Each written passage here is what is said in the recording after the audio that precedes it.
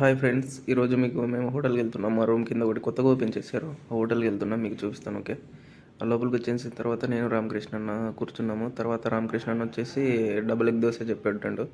అవి వచ్చేసిన తర్వాత అవి తిన్న తర్వాత మళ్ళీ అన్న సింగిల్ దోశ కూడా చెప్పాడు. టేస్ట్ మాత్రం అసలు ఎక్సలెంట్, సూపర్ ఉంది.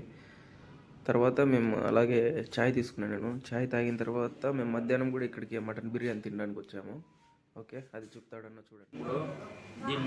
దీన్ని తీసుకొని కొంచెము దీంట్లో ఇట్లా వేసుకొని ఇట్లా కలిపి ఇది మొక్క చూసినా మటన్ మొక్క అబ్బా మామూలుగా లేదు.